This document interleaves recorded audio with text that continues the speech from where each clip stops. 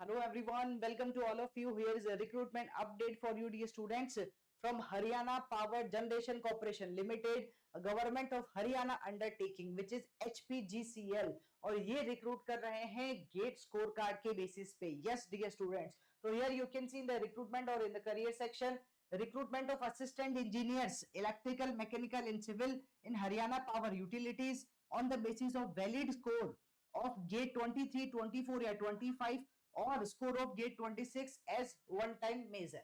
ठीक है, ये इन्होंने मेंशन किया है. अच्छा, और भी लिखा है फिर कि रिक्रूटमेंट, इसका पब्लिक नोटिस भी बता दिया है कि भाई ये लिखा हुआ है, तो हम आपको ये दिखा ही देते हैं पूरा detail advertisement. If I will click on this one, ठीक है, तो जब हम वैसे यहां क्लिक करेंगे तो ये आ ही जाएगा, बट मैंने already it will open, but मैंने ऑलरेडी डाउनलोड कर रखा है, तो I am showing you here. So what is the detail advertisement ki recruitment of assistant engineers electrical, mechanical and civil in Haryana Power Utilities, okay, which is HPVNL, HPGCL, UHBVNL and DHBVNL. मतलब इन सारे जो sectors है Haryana power utilities के, उसमें से किसी में भी ये रिक्रूट कर सकते हैं on the basis of valid score of GATE 23, 24 और 25 और स्कोर ऑफ गेट 22 भी इन्होंने मेंशन किया है. ठीक है, सो यहां देख लेते हैं कि क्या क्या लिखा है. हरियाणा पावर यूटिलिटीज में ये सारी कॉर्पोरेशन इंक्लूडेड है, जिसमें Haryana power generation corporation limited, HPGCL, Haryana विद्युत प्रसारण निगम लिमिटेड, उत्तर हरियाणा बिजली वितरण निगम लिमिटेड एंड दक्षिण हरियाणा बिजली वितरण निगम लिमिटेड. तो ये सारे जो कंपनीज है वो सारी इसके अंदर इंक्लूड है. ये सारे इसमें से किसी में भी आपका पोस्टिंग हो सकता है, ये इन्होंने बताया है. ठीक है, ऑलराइट.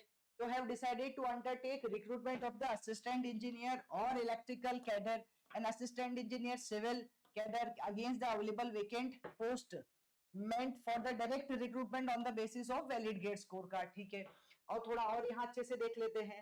अब ये क्या लिखा है इन्होंने कि the score of gate 22 is also being considered in the present recruitment as one time measure under relaxation of rules and it shall not be treated as.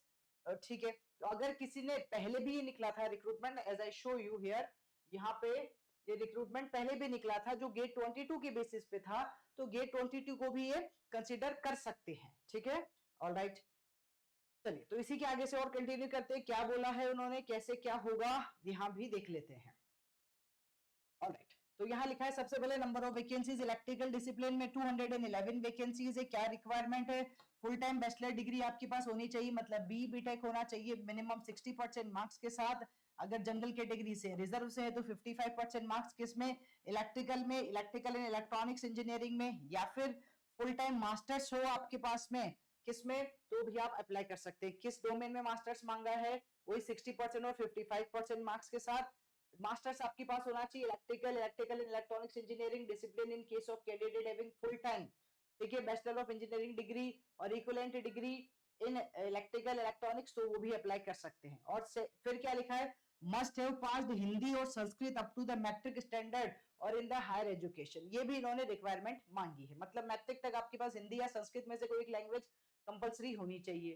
ठीक है, पेपर जो गेट होगा उसका पेपर को डबल ही लिखा है. पे scale रहेगा 53,100 से 1,67,800 in the pay matrix of the level 9 dear students. ठीक है मैम. फिर ये तो था इलेक्ट्रिकल डिसिप्लिन के लिए. Similarly we are having for the mechanical discipline, वहां भी बी बीटेक इन मैकेनिकल मांगा है, 60% मार्क्स के साथ पेपर कोड एमई होना चाहिए. अगर फुल टाइम एमई एमटेक है तो भी आप अप्लाई कर सकते हो, मार्क्स वही मांगे हैं. ठीक है, अच्छा, और एक चीज इन्होंने यहाँ लिखी है, अगर आप 55% मतलब अगर आप रिजर्वेशन में अप्लाई करते हैं तो फिर आप हरियाणा डोमिसाइल होने चाहिए, तो आप रिजर्वेशन अवेल कर सकते हैं. ये बात भी इन्होंने यहाँ मेंशन की है. और must have passed in the Hindi और संस्कृत अप टू मैट्रिक. ठीक है, इसमें भी वही पे स्केल रहा है, same to same paper code भी इन्होंने मेंशन किया है. ओके, नंबर ऑफ वैकेंसीज यहाँ पे कितनी थी ये हमने मिस कर दिया, तो नंबर ऑफ वैकेंसीज यहाँ है बेटा कितनी, 55 है. सिमिलरली अगर हम बात करें किसकी, सिविल की, तो रिक्वायरमेंट वही बी बीटेक इन सिविल या एमई एमटेक होगा तो भी चल जाएगा. पे स्केल वही है, पेपर कोड सिविल का है. नंबर ऑफ वैकेंसीज 19 है यहाँ पे. ठीक है, और यहाँ इन ऑल दीज 3 वैकेंसीज उन्होंने मेंशन किया है कि हिंदी या संस्कृत आपका मैट्रिक स्टैंडर्ड तक या हायर एजुकेशन तक आपके पास एक कंपलसरी सब्जेक्ट होना चाहिए. ठीक है, उनके पास राइट्स है, रिजर्व है क्या कि नंबर ऑफ वैकेंसीज को कम ज्यादा किया जा सकता है. ठीक है, वेरिफिकेशन होगा आपके सारे डॉक्यूमेंट्स का कि वो सही है कि गलत है। यहाँ इन्होंने category wise number of vacancies mention कर दी है कि भाई किस में है, नेम ऑफ यूटिलिटी एचपीवीएनएल में कितनी है, 10 है जनरल के लिए, तो टोटल नंबर ऑफ वैकेंसीज एचपीवीएनएल में 22 है। मतलब हरियाणा पावर यूटिलिटीज की ये जो फॉर्म्स है इन सब में आप अप्लाई, इन सब में ही वैकेंसीज है, तो आपको इसमें से कहीं भी मिल सकता है। एचपीजीसीएल है, ये यूएचबीवीएनएल है, डीएचबीवीएनएल है, ठीक है। तो यहाँ पे सब टोटल कितना है, टोटल यहाँ देख सकते हो 211 वैकेंसीज है। सिमिलरली यहाँ अगर आप मैकेनिकल के लिए देखेंगे तो 55 है, ठीक है। और असिस्टेंट इंजीनियर सिविल के लिए 19 वैकेंसीज है। कौन से डिपार्टमेंट में, कौन सी फर्म में, ये भी इन्होंने मेंशन किया है, कौन सी यूटिलिटी में, ये भी इन्होंने मेंशन किया है, ठीक है मैम। रिजर्वेशन रिलैक्सेशन रहेगा। अब देखो यहाँ इन्होंने साफ साफ लिखा है, reservation relaxation concession wherever applicable are applicable to the Haryana domicile candidates only. अगर आप हरियाणा के हैं तो आप अप्लाई कर सकते हैं रिजर्वेशन के कैटेगरी में, लेकिन अगर आप बाहर से हैं, आउट ऑफ द हरियाणा है, तो आप जनरल कैटेगरी में अप्लाई करें, that will be better for you, ठीक है। क्योंकि रिजर्वेशन वो हरियाणा डोमिसाइल के स्टेट के स्टूडेंट्स को ही मिलेगा, ठीक है। और तो बस यही सब है। फिर रिजर्वेशन के लिए इन्होंने ये भी बताया है, ठीक है। अच्छा, यहाँ कुछ ऐसे लोग भी होंगे जो ऑलरेडी वहां निगम या कॉर्पोरेशन कैंडिडेट होंगे, वो भी अप्लाई करते हैं, तो उसके लिए भी इन्होंने मेंशन किया है, ठीक है। उनको भी गेट मार्क्स तो क्वालिफाई होना ही चाहिए, GATE score card. Ex serviceman वालों के लिए भी कुछ कैटेगरी मेंशन की गई है। तो यू कैन सी, देखो आप इस डिटेल एडवर्टीजमेंट को जो 11 पेजेस का उसको आराम से पढ़ें, और उसके बाद ही आपको फॉर्म फिल करना चाहिए, ठीक है। So here it is mentioned reservation of for the freedom fighters and their children, grandchildren also mentioned. Age limit ये हमारे काम का है। तो age limit, eligibility of age limit is age on the last date of submission या receipt. क्या रहेगा, 20 से लेकर 42 ईयर की कैटेगरी में अगर आप आते हैं तो आप अप्लाई कर सकते हैं। यहाँ पे भी रहेगा एज लिमिट के अंदर रिलैक्सेशन, लेकिन फिर से candidate of Haryana domicile only, ठीक है जी, ये इन्होंने मेंशन कर दिया है। ऑलराइट, फिर अगर हम आगे जाएं तो here also we can see कुछ और भी इन्होंने रिलैक्सेशंस दिए हैं, आप उसको चेक कर सकते हैं, ठीक है ना। एक फाइनल ईयर या फाइनल सेमेस्टर वाले बच्चों के लिए भी मेंशन किया गया है कि भाई the candidate students appearing in the final year या semester having essential qualification as on the 29th October 2025 will only be eligible to appointed as an assistant engineer electrical, assistant engineer mechanical under electrical category और assistant engineer civil in Haryana Power। मतलब अगर आप अभी final year में है और आपके पास जो भी उन्होंने क्वालिफिकेशन मांगी, एसेंशियल क्वालिफिकेशन, अगर वो आप 29 अक्टूबर तक फुलफिल करते हैं तो आप अप्लाई कर सकते हैं, नहीं तो नहीं कर सकते, सीधी सी बात है।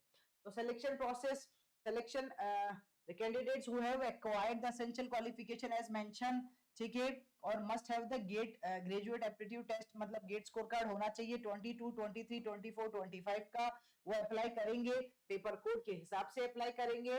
और फिर उसके बाद में क्या होगा, each category would be done by the HPUs from the eligible candidates as given, ठीक है। और इक्वल वेटेज होगा सारे सभी गेट स्कोर कार्ड का। Minimum qualifying cut off marks in the respect of the GATE 22, 23, 24 या 25 होना चाहिए, ठीक है। बस यही लिखा है इन्होंने, मतलब गेट स्कोर कार्ड के बेसिस पे ही, और कुछ एक्स्ट्रा रिटन टेस्ट का नहीं मेंशन किया है यहाँ पे। तो जनरल है तो इस कैटेगरी में आप अप्लाई कर सकते हैं, मतलब सब इन्होंने मेंशन किया है।